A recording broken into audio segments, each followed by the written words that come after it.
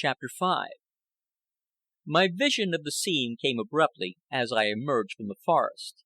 I found myself on the edge of a large clear space. On one side of this space rose up high bluffs.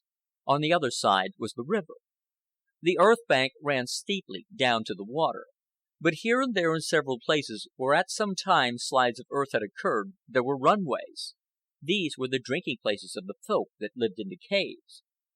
And this was the main abiding place of the folk that I had chanced upon.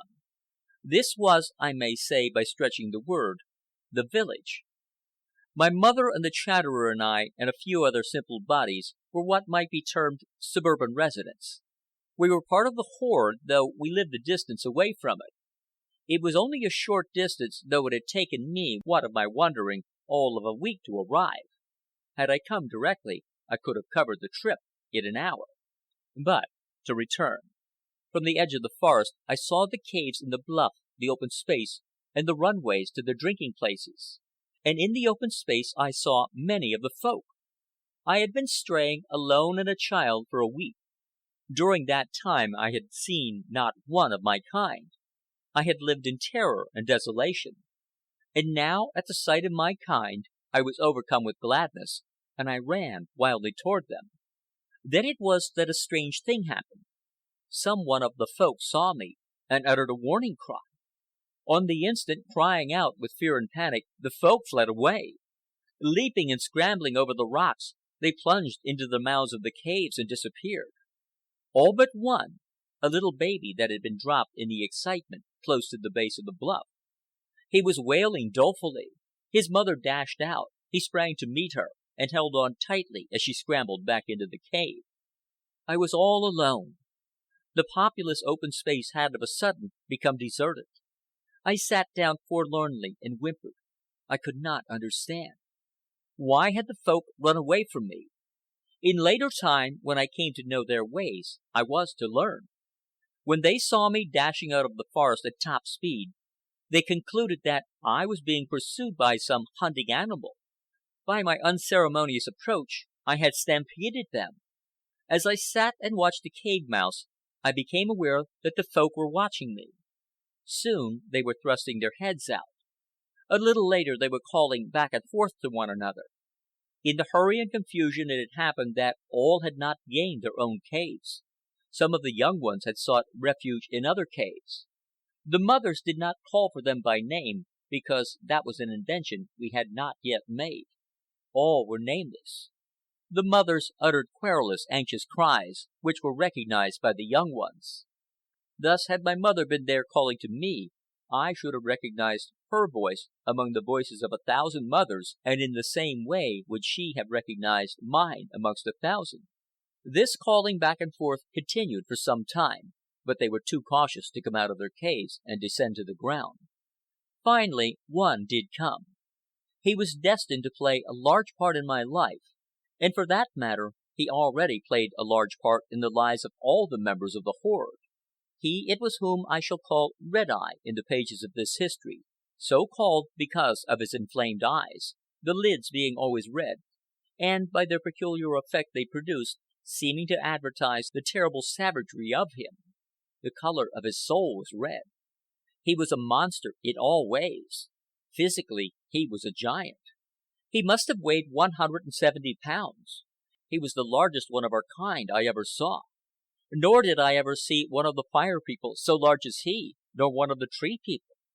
Sometimes, when in the newspapers I happen upon descriptions of our modern bruisers and prize fighters, I wonder what chance the best of them would have had against him. I am afraid not much of a chance. With one grip of his iron fingers and a pull, he could have plucked a muscle, say a biceps, by the roots, clear out of their bodies. A backhanded, loose blow of his fist could have smashed their skulls like eggshells. With the sweep of his wicked feet or hind hands, he could have disemboweled them. A twist could have broken their necks, and I know that with a single crunch of his jaws he could have pierced at the same moment the great vein of the throat in front and a spinal marrow at the back. He could spring 20 feet horizontally from a sitting position. He was abominably hairy. It was a matter of pride with us to be not very hairy. But he was covered with hair all over, on the inside of the arms as well as the outside, and even the ears themselves. The only places on him where the hair did not grow were the soles of his hands and feet and beneath his eyes. He was frightfully ugly, his ferocious grinning mouth and huge down-hanging under lip being but in harmony with his terrible eyes. This was Red Eye, and right gingerly he crept out of his cave and descended to the ground. Ignoring me, he proceeded to reconnoiter. He bent forward from the hips as he walked, and so far forward did he bend, and so long were his arms, that with every step he touched the knuckles of his hands to the ground on either side of him. He was awkward in the semi-erect position of walking that he assumed, and he really touched his knuckles to the ground in order to balance himself. But oh, I tell you, he could run on all fours. Now, this was something at which we were particularly awkward. Furthermore, it was a rare individual among us who balanced himself with his knuckles when walking. Such an individual was an atavism, and Red Eye was an even greater atavism. That is what he was, an atavism. We were in the process of changing our tree life to life on the ground. For many generations we had been going through this change, and our bodies and carriage had likewise changed. But Red Eye had reverted to the more primitive tree-dwelling type. Perforce, because he was born in our horde he stayed with us, but in actuality he was an atavism, and his place was elsewhere. Very circumspect and very alert, he moved here and there about the open space, peering through the vistas among the trees, and trying to catch a glimpse of the hunting animal that all suspected had pursued me. And while he did this, taking no notice of me, the Folk crowded at the cave mouths and watched. At last he evidently decided that there was no danger lurking about. He was returning from the head of the last runway, from where he had taken a peep down at the drinking place. His course brought him near, but still he did not notice me. He proceeded casually on his way until abreast of me, and then, without warning and with incredible swiftness, he smote me a buffet on the head. I was knocked backward fully a dozen feet before I fetched up against the ground, and I remember, half stunned, even as the blow was struck, hearing the wild uproar of clucking and shrieking laughter that arose from the caves. It was a great joke, at least in that day, and right heartily the Folk appreciated it. Thus was I received into the horde. Red Eye paid no further attention to me, and I was at liberty to whimper and sob to my heart's content. Several of the women gathered curiously about me, and I recognized them. I had encountered them the preceding year when my mother had taken me to the hazelnut canyons. But they quickly left me alone, being replaced by a dozen curious and teasing youngsters. They formed a circle around me, pointing their fingers, making faces, and poking and pinching me. I was frightened, and for a time I endured them. Then anger got the best of me, and I sprang tooth and nail upon the most audacious one of them, none other than Lop Ear himself. I have so named him because he could prick up only one of his ears. The other ear always hung limp and without movement. Some accident had injured the muscles and deprived him of the use of it. He closed with me, and we went at it for all the world like a couple of small boys fighting. We scratched and bit, pulled hair, clinched, and threw each other down. I remember I succeeded in getting on him what in my college days I learned was called a half Nelson. This hold gave me the decided advantage, but I did not enjoy it long. He twisted up one leg, and with the foot or hind hand made so savage an onslaught upon my abdomen as to threaten to disembowel me. I had to release him in order to save myself, and then we went at it again. Lop Ear was a year older than I, but I was several times angrier than he, and in the end he took to his heels. I chased him across the open and down a runway to the water, but he was better acquainted with the locality, and ran along the edge of the water and up another runway. He cut diagonally across the open space and dashed into a wide-mouthed cave. Before I knew it, I had plunged after him into the darkness. The next moment I was badly frightened. I had never been in a cave before. I began to whimper and cry out. Lop Ear chattered mockingly at me, and, springing upon me unseen, tumbled me over. He did not risk a second encounter, however, and took himself off. I was between him and the entrance, and he did not pass me. Yet he seemed to have gone away. I listened, but could get no clue as to where he was. This puzzled me, and when I regained the outside, I sat down to watch. He never came out of the entrance, of that I was certain. Yet at the end of several minutes he chuckled at my elbow. Again I ran after him, and again he ran into the cave. But this time I stopped at the mouth. I dropped back a short distance and watched.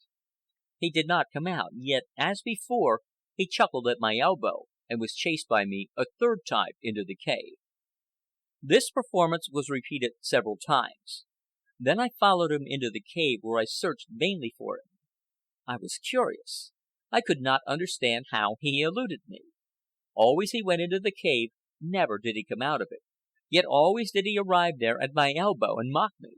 Thus did our fight transform itself into a game of hide and seek. All afternoon, with occasional intervals, we kept it up, and a playful, friendly spirit arose between us. In the end he did not run away from me, and we sat together with our arms around each other. A little later he disclosed the mystery of the wide-mouthed cave. Holding me by the hand, he led me inside. It was connected by a narrow crevice with another cave, and it was through this that we regained the open air. We were now good friends. When the other young ones gathered around to tease, he joined with me in attacking them, and so viciously did we behave that before long I was let alone. Lop Ear made me acquainted with the village. There was little that he could tell me of conditions and customs. He had not the necessary vocabulary. But by observing his actions I learned much, and also he showed me places and things. He took me up the open space between the caves and the river, and into the forest beyond, where, in a grassy place among the trees, we made a meal of stringy, rooted carrots. After that we had a good drink at the river, and started up the runway to the caves. It was in the runway that we came upon Red Eye again. The first I knew, Lop Ear had shrunk away to one side and was crouching low against the bank. Naturally and involuntarily I imitated him. Then it was that I looked to see the cause of his fear. It was Red Eye, swaggering down the center of the runway and scowling fiercely with his inflamed eyes. I noticed that all the youngsters shrank away from him as we had done, while the grown-ups regarded him with wary eyes when he drew near, and stepped aside to give him the center of the path. As twilight came on, the open space was deserted. The Folk were seeking the safety of the caves. Lop Ear led the way to bed. High up the bluff we climbed, higher than all the other caves, to a tiny crevice that could not be seen from the ground. Into this Lop Ear squeezed. I followed with difficulty, so narrow was the entrance, and found myself in a small rock chamber. It was very low, not more than a couple of feet in height, and possibly 3 feet by 4 in width and length.